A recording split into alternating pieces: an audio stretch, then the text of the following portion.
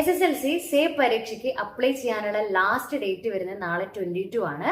നിങ്ങളുടെ SSLC റിസൾട്ടിന്റെ print ഔട്ടിനോടൊപ്പമാണ് ഈ ഒരു അപേക്ഷ നിങ്ങളുടെ സ്കൂളിലെ പ്രധാന അധ്യാപകന്റെ കയ്യിൽ എത്തിക്കേണ്ടത്. നിങ്ങൾക്കൊരു ഡൗട്ട് ഉണ്ടാവും, എത്ര പേപ്പറാണ് നിങ്ങൾക്ക് എഴുതാൻ സാധിക്കുക? 3 പേപ്പറാണ് നിങ്ങൾക്ക് എഴുതാൻ സാധിക്കുക. ഒരു പേപ്പറിന് ഫീസ് വരുന്നത് 100 രൂപയാണ്. ഇനി 3ൽ കൂടുതൽ സാധിക്കുമോ ചോദിച്ചു കഴിഞ്ഞാൽ സാധിക്കും. ചില പ്രത്യേക കാരണത്താൽ എക്സാം അറ്റൻഡ് ചെയ്യാൻ സാധിക്കാത്ത കുട്ടികൾക്ക് മെഡിക്കൽ സർട്ടിഫിക്കറ്റ് അപേക്ഷയോടൊപ്പം സമർപ്പിച്ചു കഴിഞ്ഞാൽ 3ൽ കൂടുതൽ പേപ്പർ അറ്റൻഡ് ചെയ്യാൻ സാധിക്കുന്നതായിരിക്കും.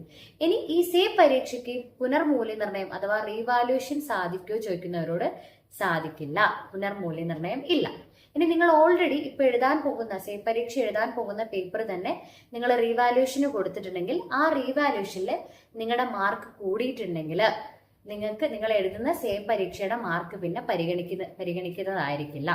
ഇനി നിങ്ങളുടെ എക്സാം സ്റ്റാർട്ട് ചെയ്യുന്നത് ജൂൺ 10-ാം തീയതിയാണ്, അവസാനിക്കുന്നത് ജൂൺ 17-നാണ്.